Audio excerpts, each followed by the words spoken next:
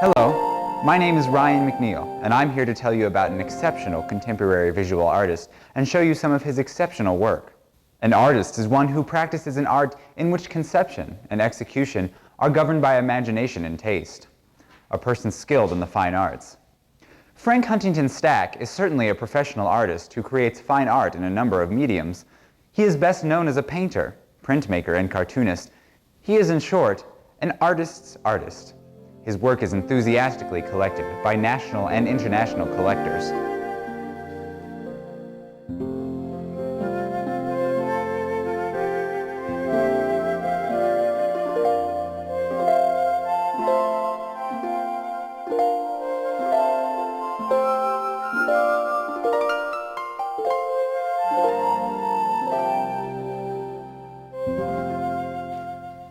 Many artists have found out during their career that they do not necessarily want their work to please their audience or their patrons.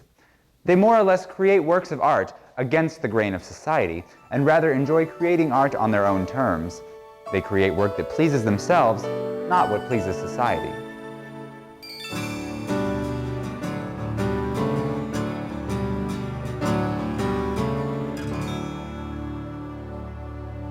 Frank Stack is one of these artists. He creates work on his own terms. He is a complicated individual with interests in many different subjects. Art is but one of these subjects. But first, let's start at the beginning and see how Frank has evolved. Frank is a Texan. He was born in Houston, Texas in 1937. I was born and raised in Texas. Born in Houston. About a year after my mother and father got married, my mother was already a school teacher. She actually taught Spanish, and my father had just gotten out of the army. In fact, he got out of the army to get married, and it was the Depression. I was born in 1937, and it seemed like we lived okay, but, you know, just always figured that money was the main problem. I didn't have anybody in my family that I knew was an artist. My father was a serious musician, and he didn't mind my being an artist, but he sure wanted to be sure I could make a living at it. And of course, nobody ever believes you can make a living as an artist, and of course you can't. So I had to convince him that I could make a living as a commercial artist. I don't even remember when I started drawing. Like, I used to go to the Saturday afternoon, B Western movies, and come back and draw my own kind of storyboards from movies. And I remember my father got real critical of me later when I started drawing, women with big breasts. Thought that I was on my way to becoming a porn artist or something, and did a lot of work for me. I got a journalism scholarship, and I was rudely shocked when I realized that no journalism school, and the two I know intimately are University of Texas and University of Missouri, but no journalism school has any use for artists whatsoever. You cannot you cannot take art classes if you're a journalism major. I was able to get a job in for the Houston Chronicle, which was a very large newspaper, and it was almost a caricature of a big city newspaper. And then didn't exactly get drafted, but if I hadn't joined the reserves after I was already married and was kind of looking forward to a career, and then I had to go into the Army. And I wasn't any too happy about having my, life interrupted, and in fact, but having that time in the Army, where I really didn't have much distraction. I mean, the Army doesn't distract you intellectually. It hardly even gives you enough to do. They just harass you all the time, bother you, torment you, but hardly anything to occupy your mind. And so I did a lot of reading, I did a lot of thinking. I went to California, saw all the museums and art out there, hung around, went to poetry readings in San Francisco. And I just began to think, I want to be an artist. So I came back and I went to the Chicago Art Institute because I realized I didn't know very much about art. I'd never seen very much of it. So I wanted to go to a school where they had a museum. Frank Stack graduated with a BFA from the University of Texas in Austin in 1959. He studied at the Art Institute of Chicago and received his MA from the University of Wyoming. He retired from the University of Missouri Columbia Art Department as Professor Emeritus. But that's getting ahead of the story. And then I married a beautiful, lovely, smart, cultured, wise woman. And I had to get better. I had to get better. Well, how did she help or hinder you in your career? She didn't hinder me at all. The only hindrance might have been that I had a disadvantage to people that would not make commitments to live a normal family life. You raise a couple of kids, you commit to having a job that's going to occupy you those 40 hours a week.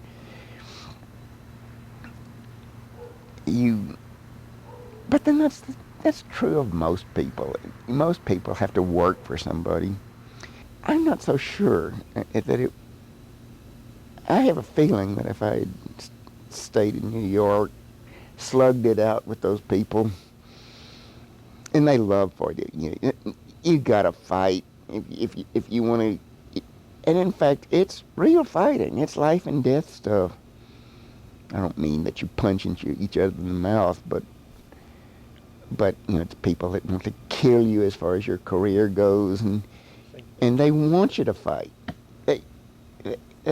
In fact, in New York, their attitude is basically, if you're not here fighting, you don't mean it. You're not serious.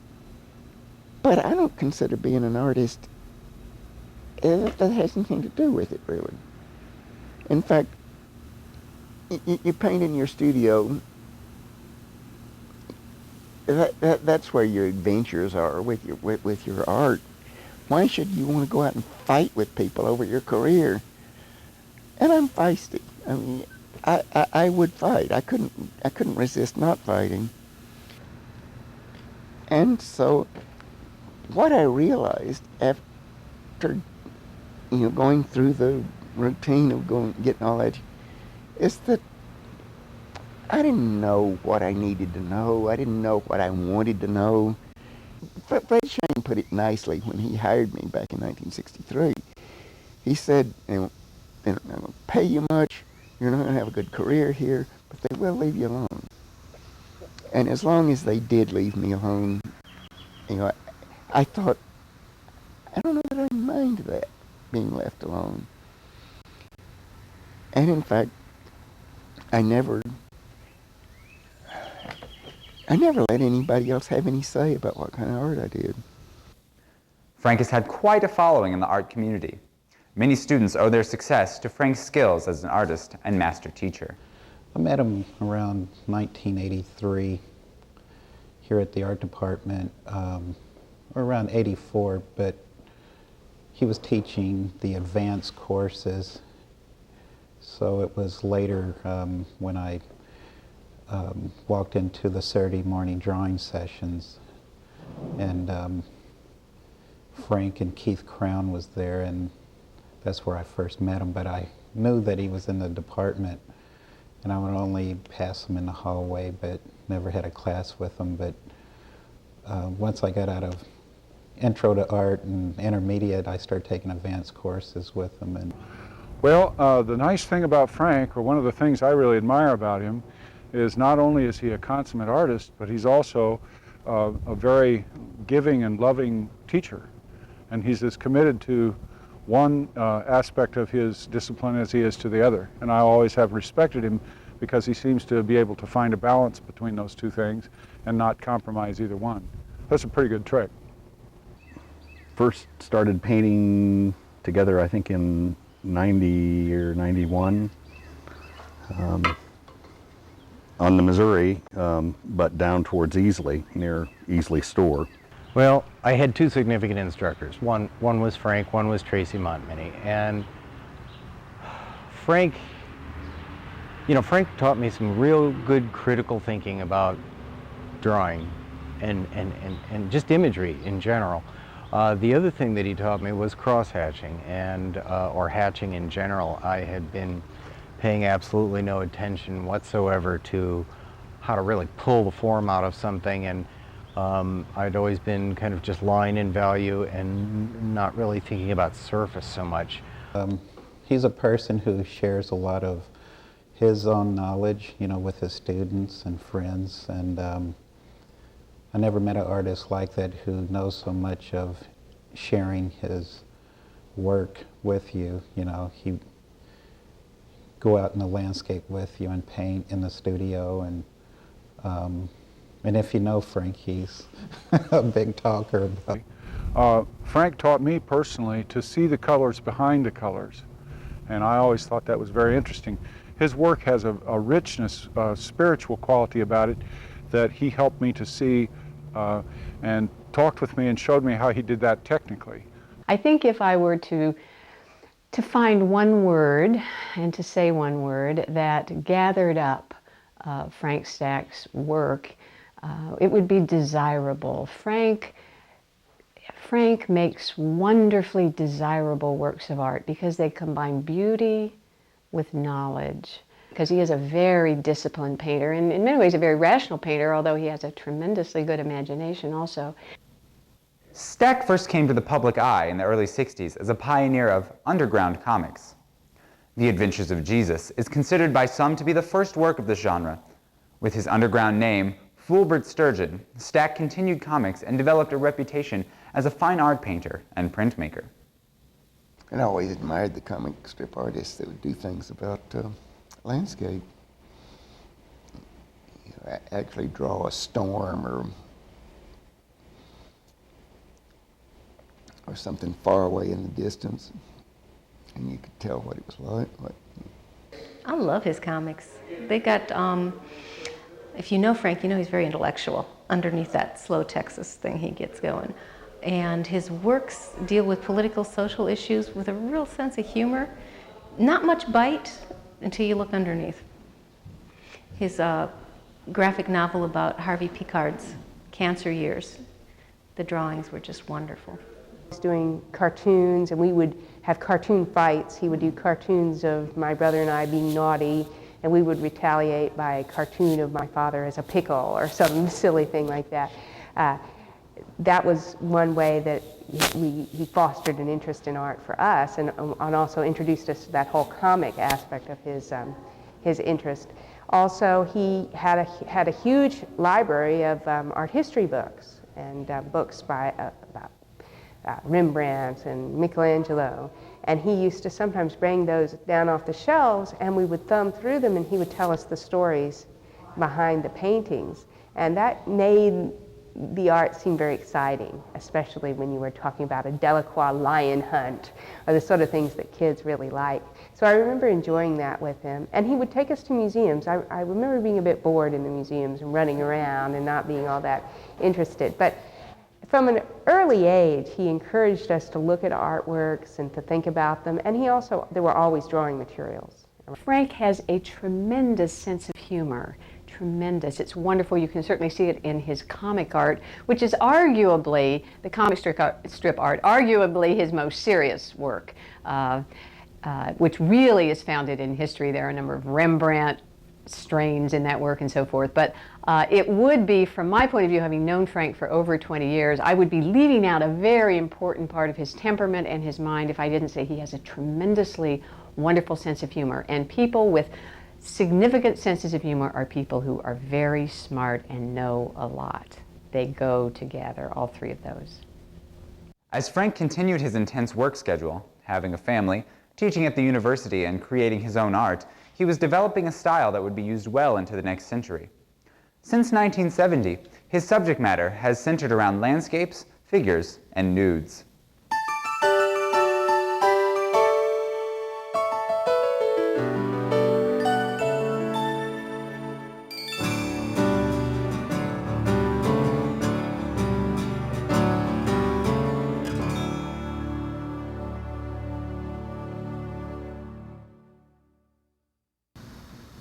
It is true that I have evolved over the years to doing certain kinds of subjects in one medium and other subjects in another. For instance, that watercolor drawing method that I do on Saturdays, where I wet the back of the paper, put it down, put a color over it, and then draw into it, and then modify it.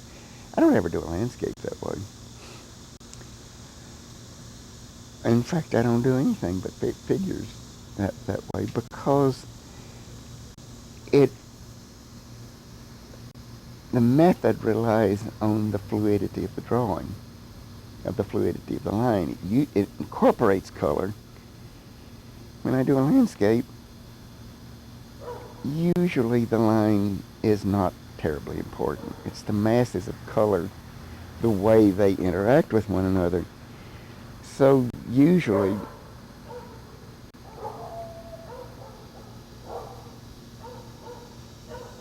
I'll do a watercolor landscape on a piece of heavy watercolor paper, not one of those thin ones, and I do it in layers. As a child, he did cartoons, he did drawings for us. I have a little boy now who's only 2, and he's constantly drawing for him. So as long as I can remember, I perhaps didn't understand the professional idea of being an artist, but I certainly knew that he was somebody who could make wonderful pictures. Robbie, Frank's wife, was the stabilizing influence on him and the 2 children. Well, she didn't draw much. She could draw a little bit. I think my father has some old drawings that they did.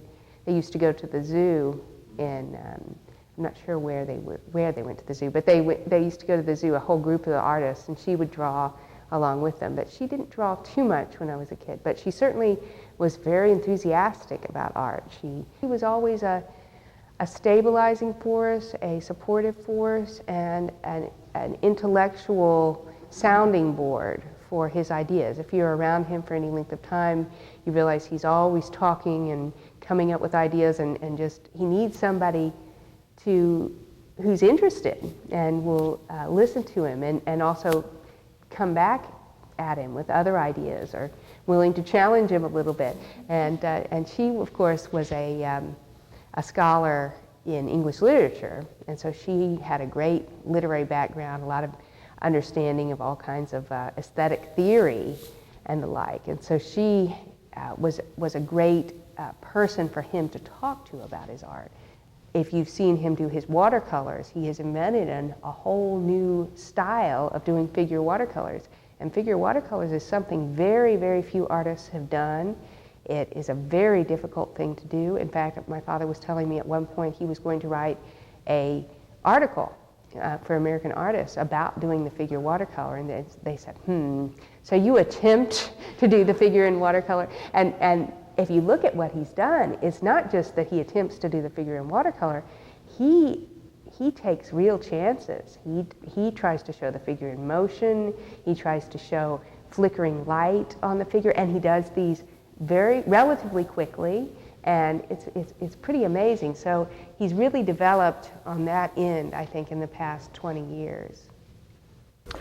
I think it goes without saying it's evolved. I was saying to him this morning that how much I enjoy looking seasonally at him because he changes with the season. And so for me, the March, the pre-spring through early spring, when things are not so heavy-handed green, is when Frank is at his best, just because he's working in a much narrower range of tones. On a lithograph, and I'm drawing it, without a preliminary drawing, drawing it directly on stone.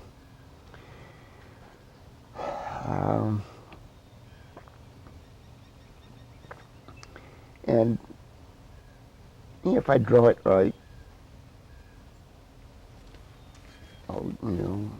if I do the process right, the drawing, the crayon drawing, and I'm working with a litho crayon,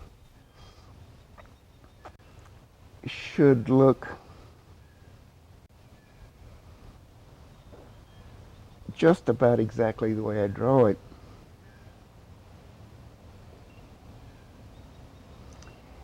Except it'll be reversed, because when it's ready to print off the stone, the paper will go here, and you print and then pull it off, and of course everything will be reversed. And the way I do it anyway, there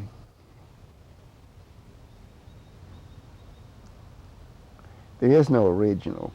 The original, of course, is drawn directly on stone.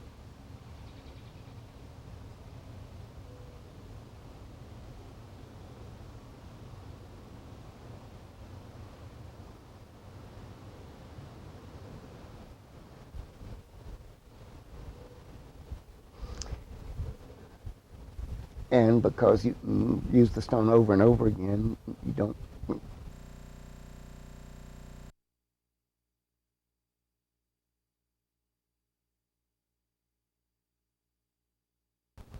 As soon as the plants are full, you use the stone for something else. I draw it very lightly to begin with, and we'll come back. I'm drawing it so lightly that it may be that hardly any of these lines will show later.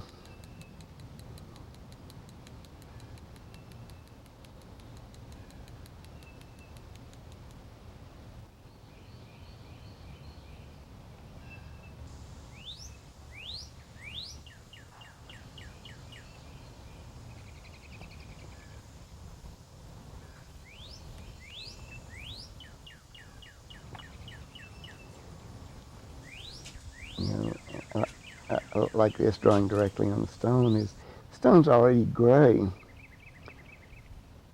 so the print is likely to be too light, because as I'm drawing it I'm seeing gray, but when it prints, the white, where I haven't drawn anything, the white paper will be white, not gray. So what I usually do is I give it a little bit more tone, or make it a little bit. That is, the sky, I don't see much color there, but I don't want it just white. So I'm going to give it a little tone anyway. Just a little, so that the parts that I do want to seem white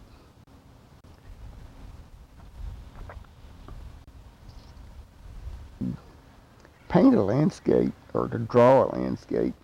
Drawing is maybe even harder than painting in landscape. One of the reasons there are relatively few master draftsmen that you think of is landscape draftsmen. Usually think of landscape painters, not people that draw the landscape. An important year for Frank was 1970. That year he went to France. He worked with several artists and came back with a rich portfolio of new works. Is because it seems like it's the birthplace and the home of painting. And I tried to do a bunch of watercolors the first time and just painting out on the street, it was evident that they liked me because I was an artist that could do interesting pictures. They had good painters, they still have good artists, and they love them. We're so far behind Europe culturally and emotionally and in maturity. Anyway, I love France, and I love it not because I love it because I love painting, and in a way I'm more loyal to the tradition of painting and literature than I am to countries and states and regions.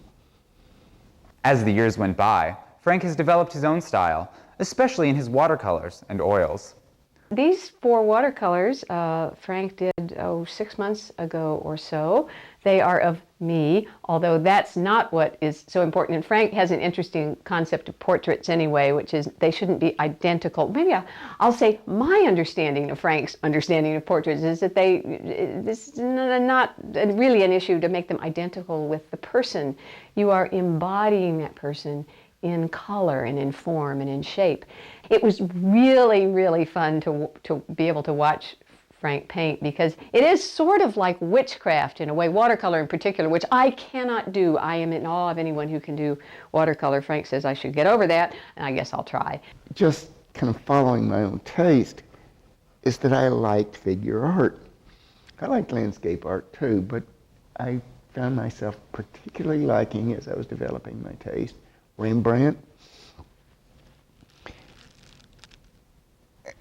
Modigliani,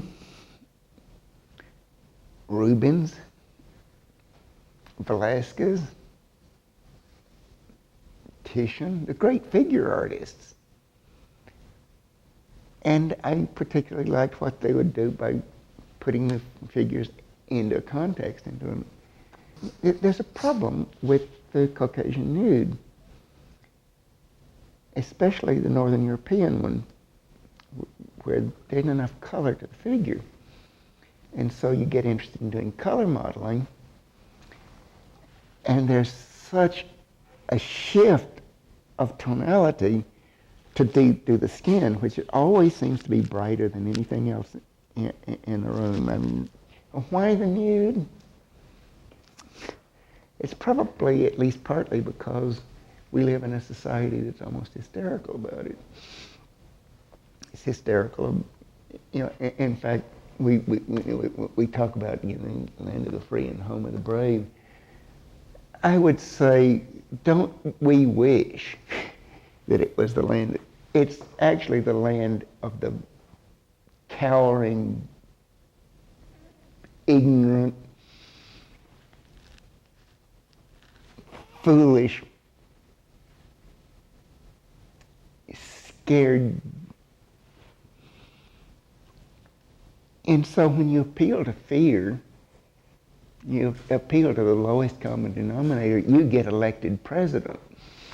And people ask why nudes, and I think that there's a universality to it. I mean, look around, these are casts of some of the greatest artworks of antiquity, and you notice that a lot of the figures are nude. That's something that I think the Greeks and the Romans realized, that you can create this kind of universal representation of the human condition by representing the body nude. And today we maybe sometimes allow our various cultural beliefs to get in the way of being able to see those things. But I think that that's something that my father has always been interested in participating in the art historical tradition. One of the things that I've always wanted to do, and it was always too difficult, and maybe I just wasn't very good at it, was big figure compositions. Like, well, I wouldn't say like Thomas Hart Benton did, but kind of like the artists that made him want to do them. I guess the leading one for me was probably Degas, his dance classes, and he also led me into wanting to do the intimate nude. Not the posed nude, but the nude that doesn't seem to realize she's being seen. A major theme throughout Frank's career has been landscape painting, especially his love of the river, especially the Missouri River.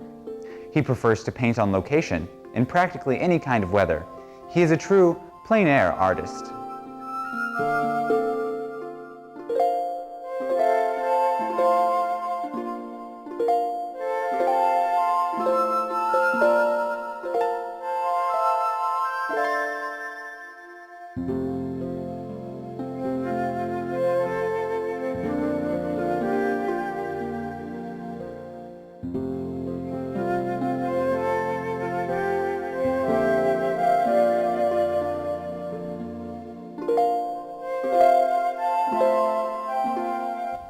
A general rule is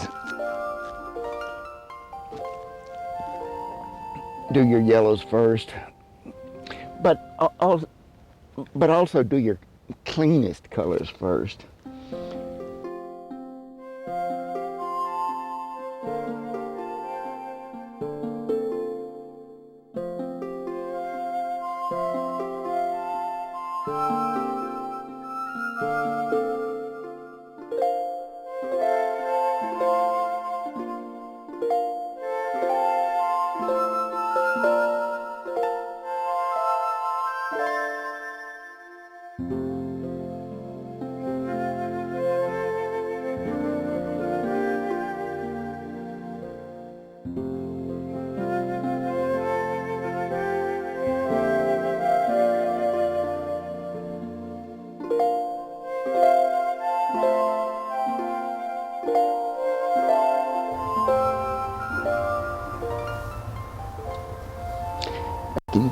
If I can get the brush to stay straight, I can get a nice clean line along there with this big brush. And just by converting this back to green, I can make a soft edge there.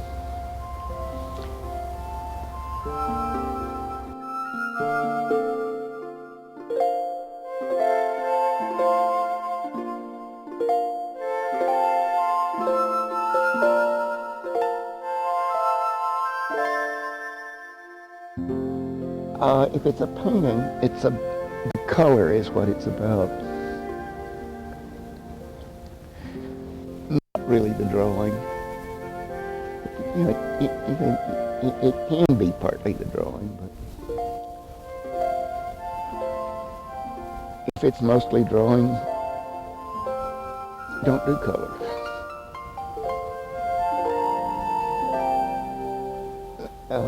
Kind of a rule I have is the last stroke ought to be as creative as the first stroke.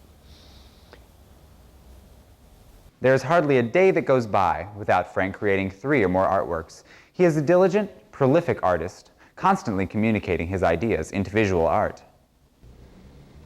Well, I should say, I think he's admired by a lot of people, you know, people who are close to him or just in the community, you know, collectors. As him as a comic artist and also as a fine artist, he's very well known. I think he's already seen as a great artist. He's certainly seen as a great artist in my estimation. And one thing that I liked about Frank was he showed me a lot of things from former masters, but he imbued the essence of the ability to be a master myself. He said, you're the guy who's doing this now. You don't have to hark back to anybody. Learn from whoever you can, but those people have passed on. Now it's your turn. You get to make the interpretations and say your piece. And again, You know, the gifts that he's given me and the gifts I've seen him give other people have been incredible. If Frank lived in France, he would have started the Barbizon School. He's constantly learning from his students. He's very humble, given all of his accomplishments. He's open to looking at what other people are doing, to talking to them about what they're doing, and to actually listening to what they're saying. Frank's work constantly evolves. And that's the real strength, is that his work is an informed work, and as a result, it's multi-leveled. It's representational, but it's expressive at the same time, so it's not this flat kind of photorealism. There are two kinds of artists. I'm in the latter. There's one who works very prolifically and all the time, and Frank has that wonderful ability to be working all the time on the work. Frank has estimated that he has created more than 800 oil paintings, over 8,000 watercolors, hundreds of etchings and lithographs, and cartoons. Let's just say that he has expended a lot of energy of comic art. They would be difficult to calculate.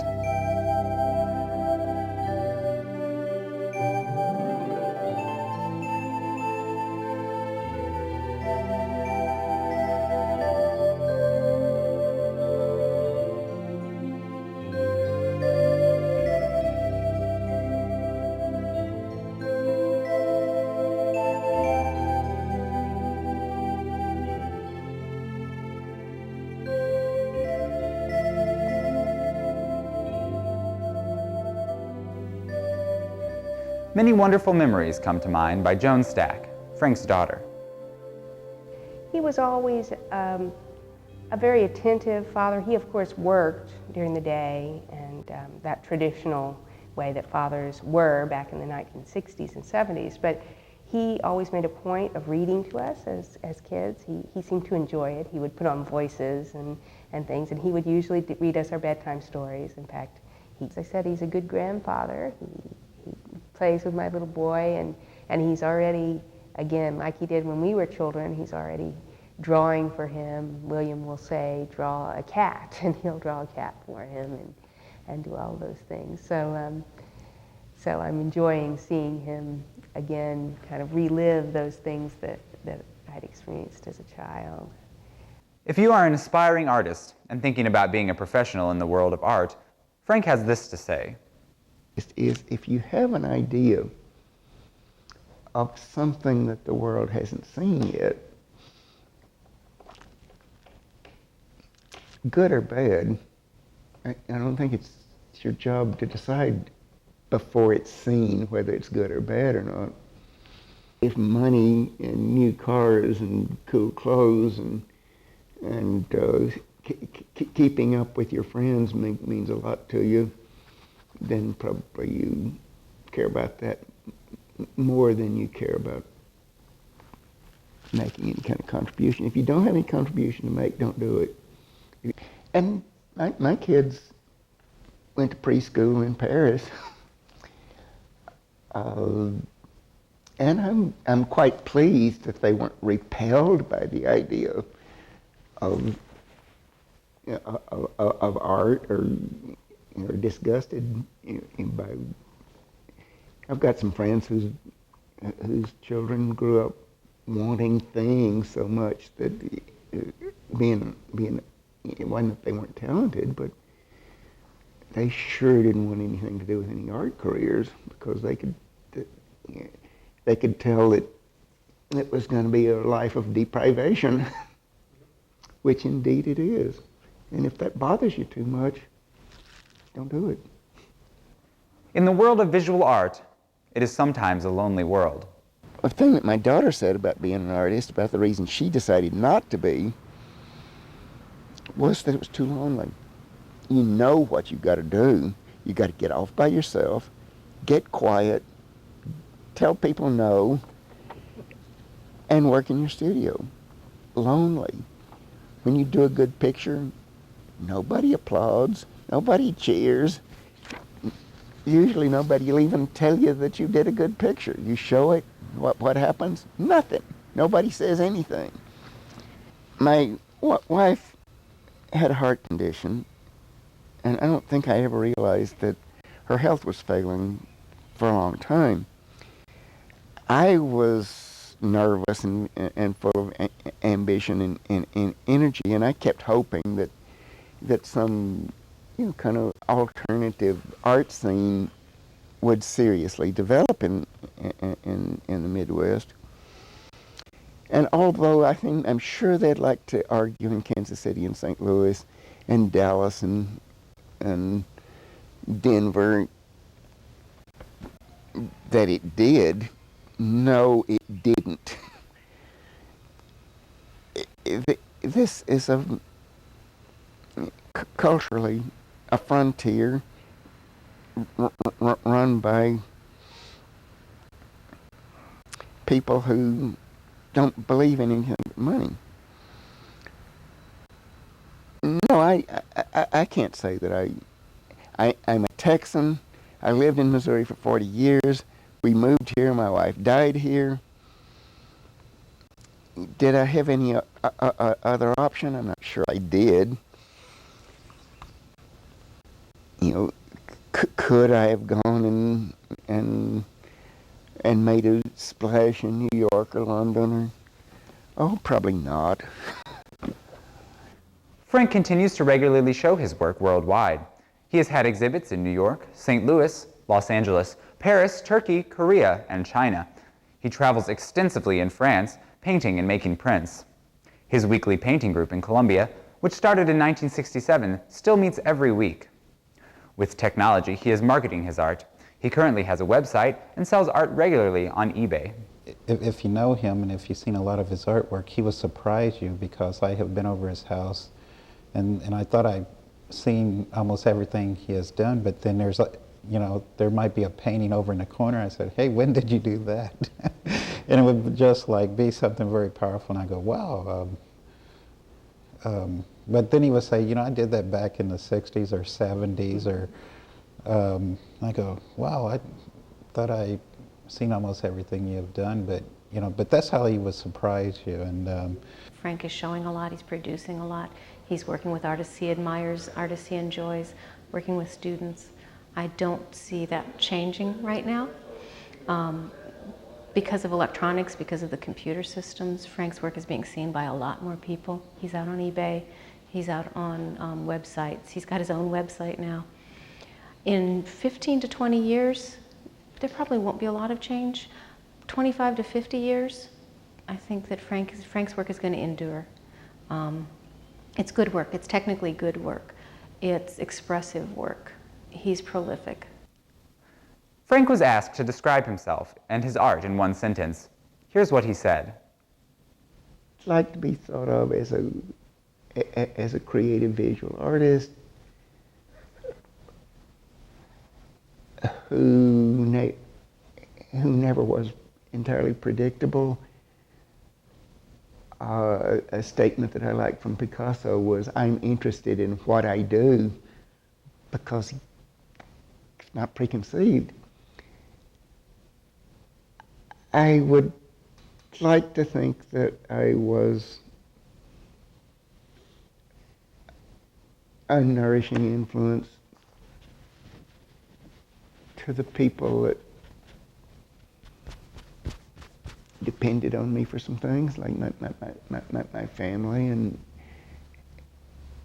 the students who actually expected something from me and wanted something that I could help them with. There's a wonderful anecdote, which only Frank and I think maybe a few other people know. I've read with a little boy in the public schools for a number of years, and he's quite a good artist. And I mentioned him to Frank a couple of years ago and said to Frank, I think it would really be meaningful to Trevez if possibly sometime you could go with me over to his elementary school and we could all paint together. And Frank said, well, sure, let's do that. Well, the long and the short is we did that twice this past year. Once in the fall, Frank brought his watercolors. Trevez had some watercolors also, and I had some. We went outside to his playground, his school playground, and we all painted. So, and that was fun. That was really, and Trevez and Frank traded paintings. Trevez had done one and Frank had done one, and they traded paintings. Well, Trevez really liked that a lot, and Frank enjoyed it too, so I suggested to both of them that we try to do it again, which led to the second gathering, and that also was an outdoor session, and we all sat at a picnic table on the playground, and Trevez and Frank started talking, and they began by talking about politics, who was currently the president, who had been running. Trevez said, "Do you mind if I ask you who you voted for?" And Frank said, "Not at all," and he talked about the current administration, gave his viewpoints on a number of issues about our country and so forth. And then Trevez said, "Do you know who Martin Luther King was?" Which led them on another strand of talking about politics and history and African American history and race in our country. Well, here's where we wish we'd had a video camera. It was just a stunning conversation. This little boy's 10, and Frank is a grown-up man with 2 children and 2 grandchildren, and it was just the meeting of 2 minds. It was great. And meanwhile, somewhere in between, Trevez had said to Frank, because he knew Frank painted portraits, "Would you paint my portrait?" And Frank said, "Well, sure." So as they're talking about American history, Martin Luther King, why was he assassinated, so forth, Frank is doing a watercolor of Trevez, and it was gorgeous.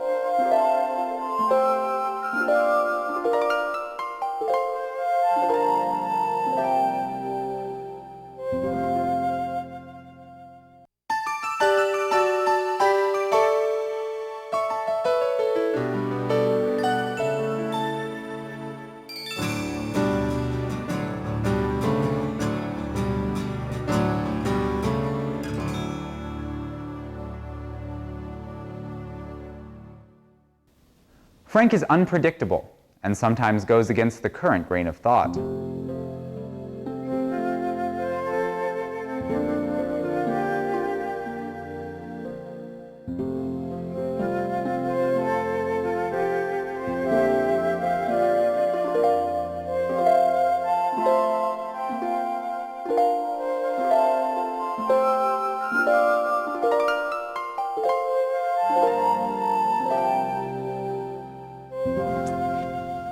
This thought occurred to me.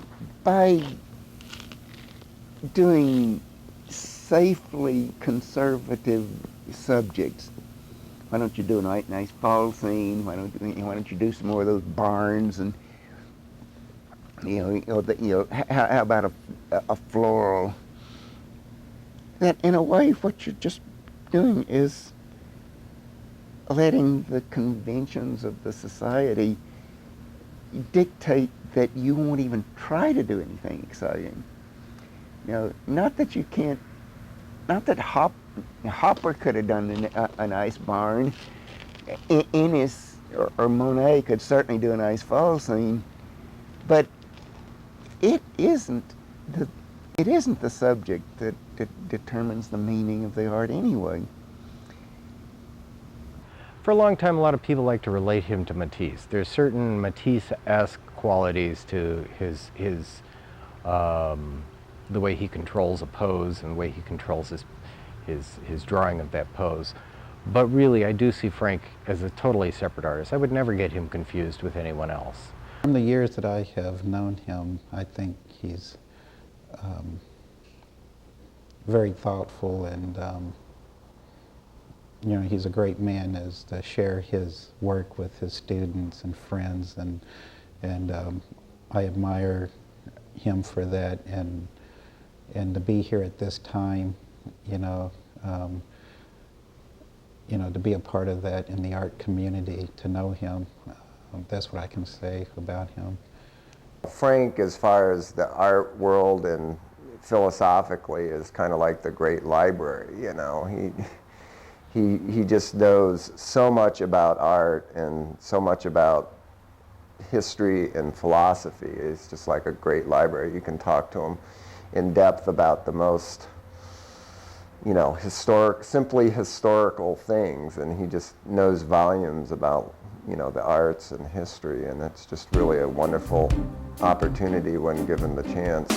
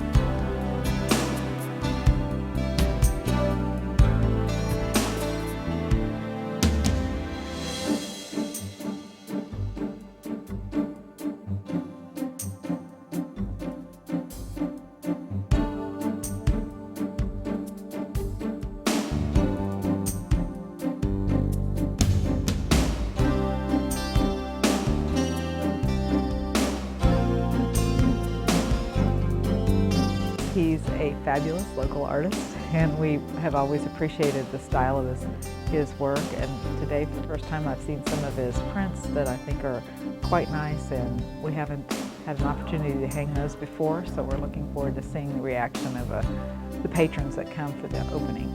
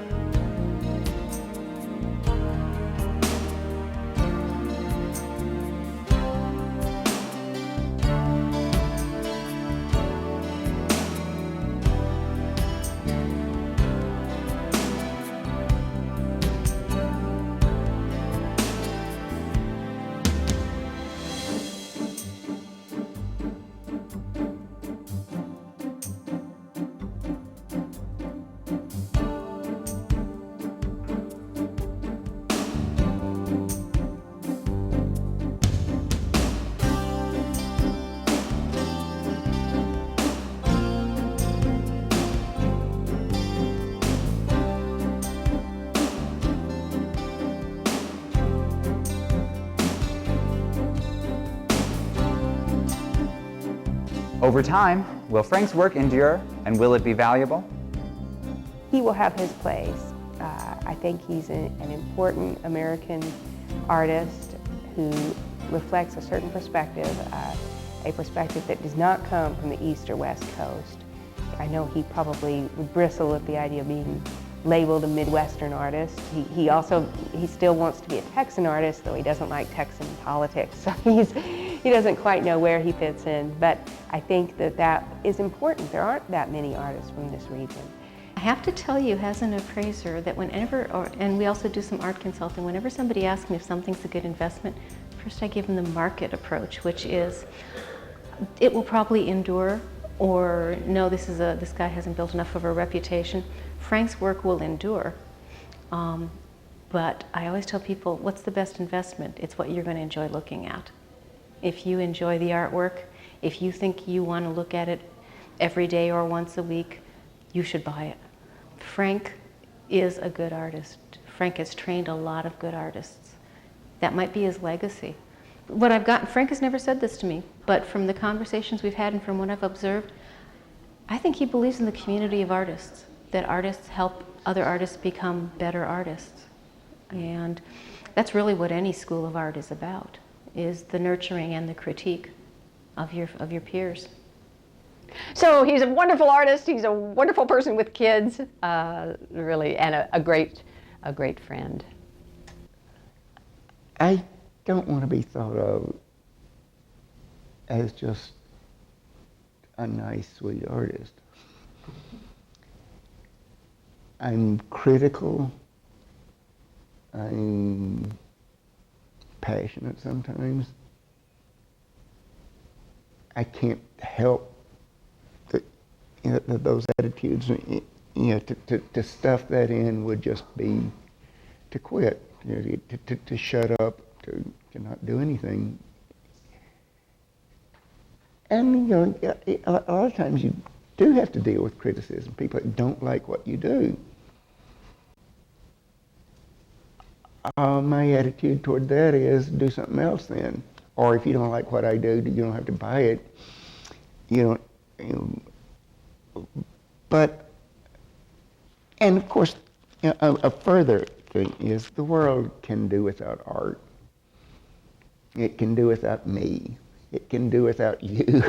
It can do without anybody and anything. But does it want to? Time will tell if an artist's work endures. As Deborah Thompson put it, the market will determine its fate. As for myself, if I had the money, I would invest in his work right now. I'm Ryan McNeil for Against the Grain.